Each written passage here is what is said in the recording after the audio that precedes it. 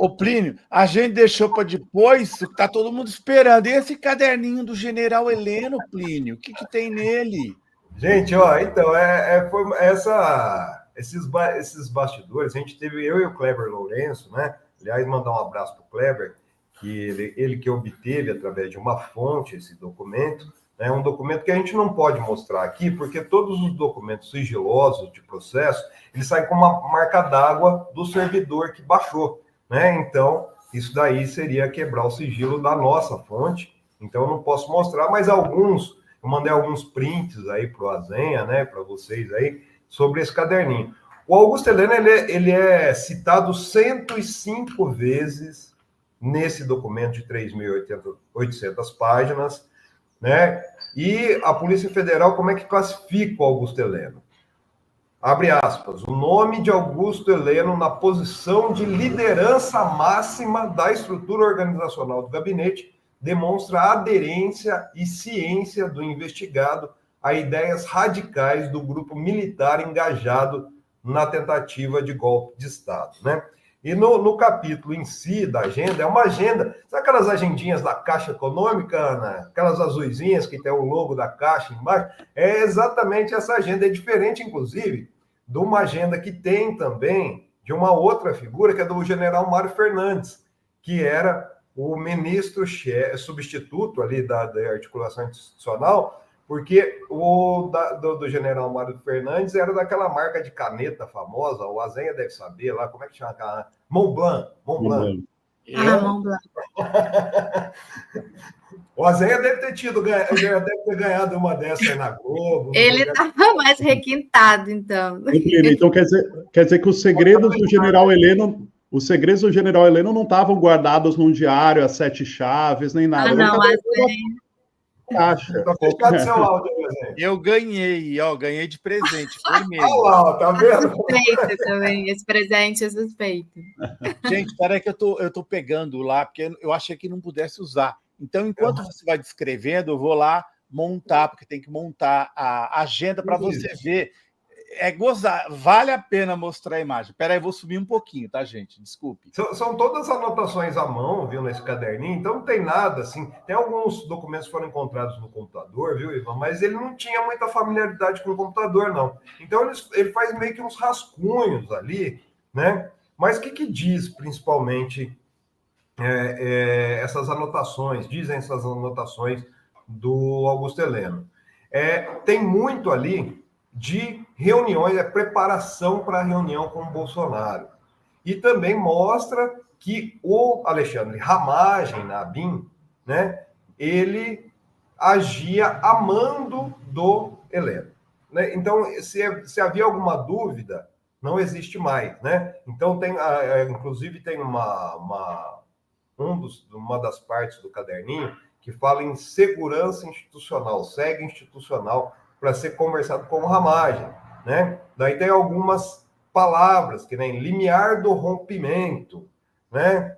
Depois ele fala do processo eleitoral para avisar a BIM em relação ao legislativo e judiciário e também a Ramagem.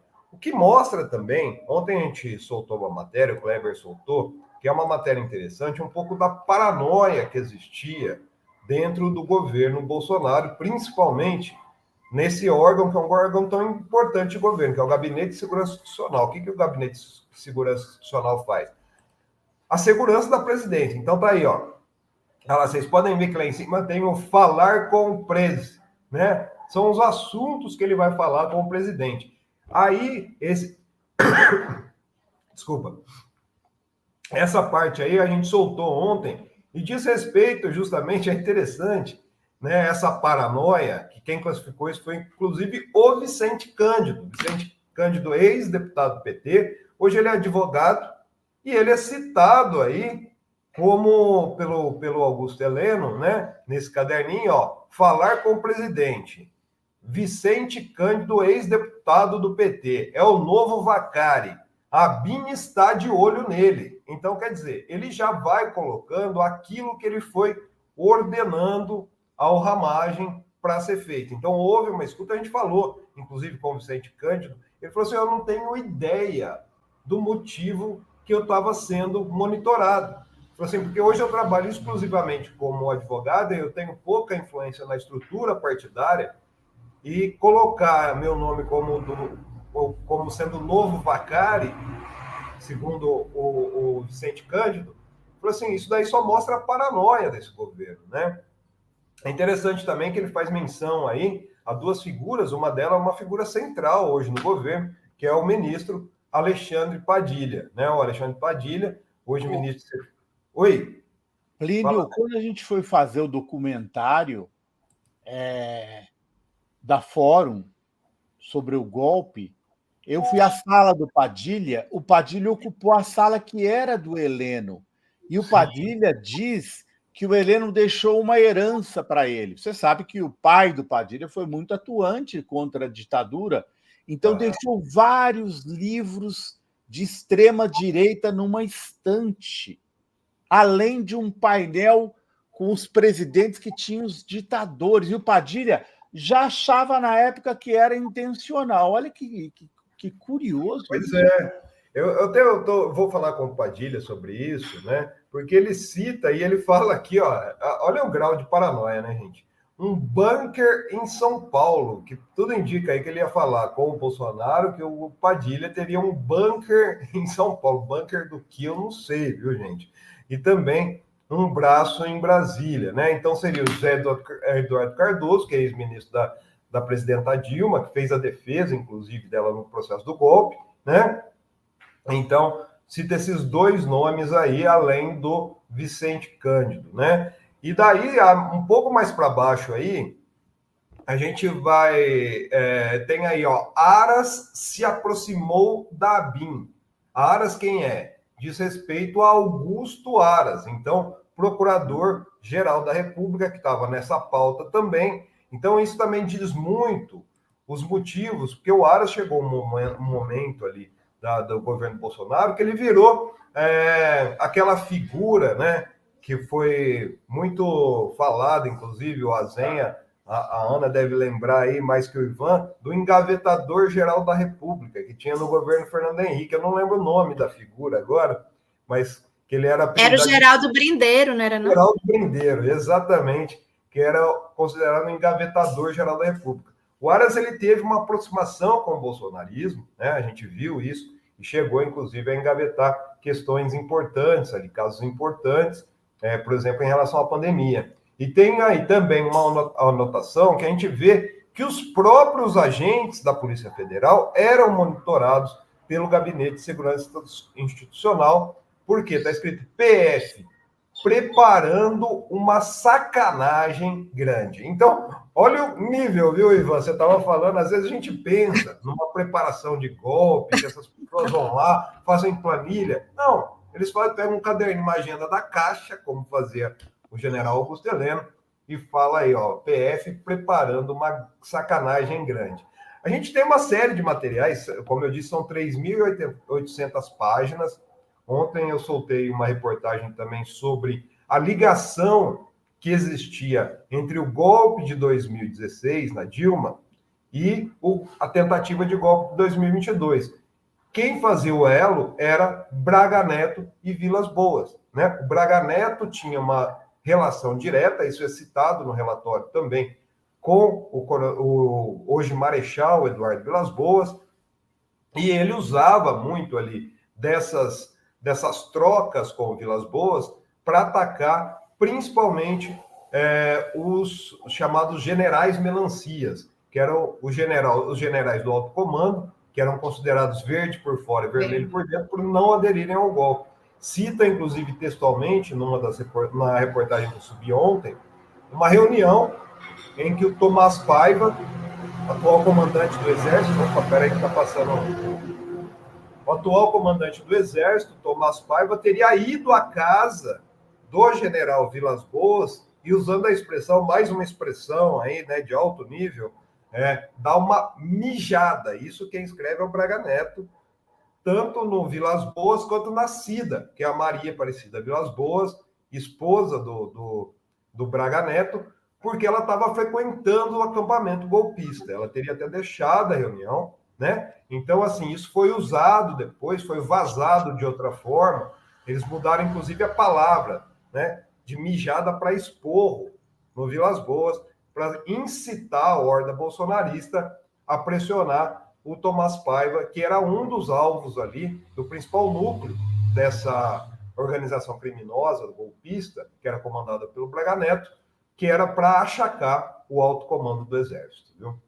Ô, Plínio, quer dizer que o Henrique Rodrigues e a fonte dele, que depois deu a entrevista para a gente, eles estavam certos sobre o general Heleno ou não?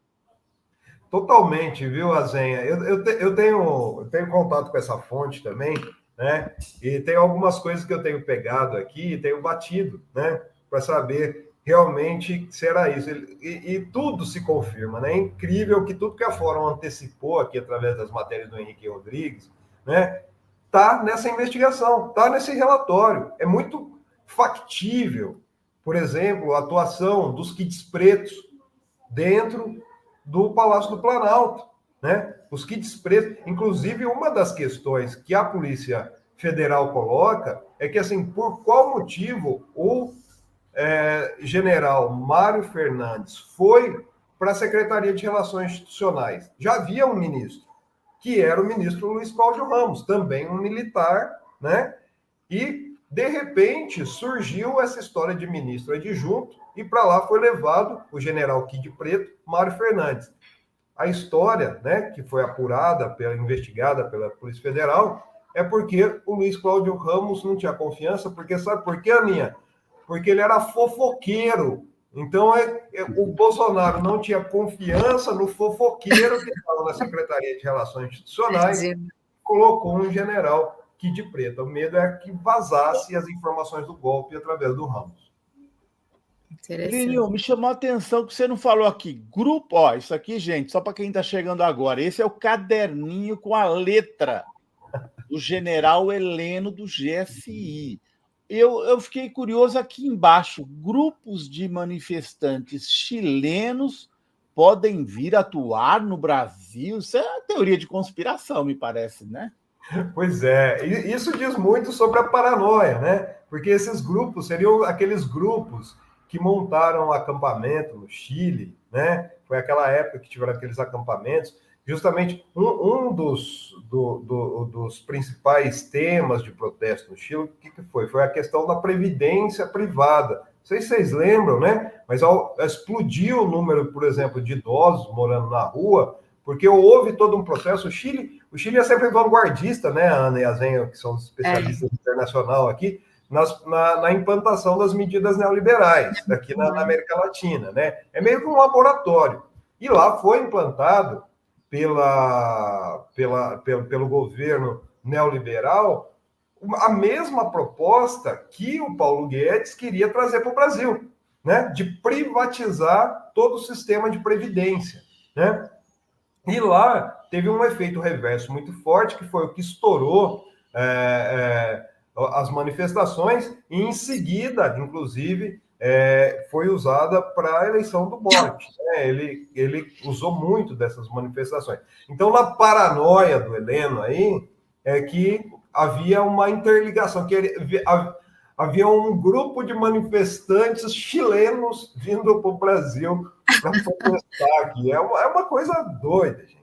Mas tem coisa assim interessante. Tem, por exemplo, assim, ó, tem uma reunião que ele fala aqui, isso a gente não soltou ainda, eu vou dar uma adiantada aqui para os nossos amigos que estão acompanhando o Fórum Café.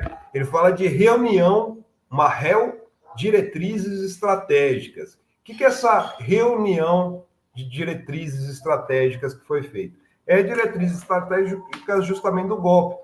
Ele coloca num dos tópicos, são 4 tópicos, né? Ó, buscar, isso é interessante, Azenha, buscar relacionar os órgãos de imprensa que podem ser usados como meio de divulgação de ações do governo, utilizar com mais frequência a EBC. Daí aqui, ó, olha isso, não fazer qualquer referência a homossexuais negros maricas, tá? Evitar comentários não dá para entender aqui, generalistas sobre o povo brasileiro. Ao contrário, exaltar as qualidades do povo, lutador, guerreiro, alegre, otimista, e depois estabelecer um discurso sobre urnas eletrônicas e votações. É válido continuar a criticar a urna eletrônica. Então, isso também é um processo, né, que a gente vê que mesmo depois deles saberem, inclusive isso tem no relatório da Polícia Federal, que o próprio o hacker de Araraquara, né, o Delgatti, Walter Delgatti, ele foi chamado para tentar, de alguma forma, burlar os algoritmos ali do TSE, né? Não conseguiu, mas mesmo assim eles continuavam com essa narrativa de fraude nas urnas eletrônicas, viu? Ô, Ana Prestes, você vê como valeu a pena colocar a vinheta do Plínio. Colocou a vinheta do Plínio, ele entregou tudo do caderninho, galera. Total. Mas tem muita coisa, viu, gente? Tem muita coisa. A gente pode ir falando disso, né? Como eu falei para vocês, são 3.800 páginas. Por exemplo, tem a transcrição daquela reunião também golpista que aconteceu em julho, né? Às vésperas ali do início da campanha eleitoral. Tem também aqui essa questão do Vilas Boas, tem a participação, quem são, isso a gente já soltou, inclusive, os cinco generais que resistiram no alto comando do Exército. Então, tem muita coisa, porque são as transcrições. A maioria são documentos que foram realizados busca e apreensão nas ações da PF e que depois foi passado por perícia. Então, depois a perícia entregou todo esse relatório e que embasou esse documento, né, que embasou o relatório que foi enviado para a PGR e também para o STF. Então, a gente está apurando isso aí, que 3.800 páginas olha, o maior livro que eu li está aqui, ó, do procurador Luiz Francisco de Souza, não sei se vocês lembram dele, mas chamado Socialismo, uma Utopia Cristã, né, da época do FHC, que tem 1.500 páginas. Uau!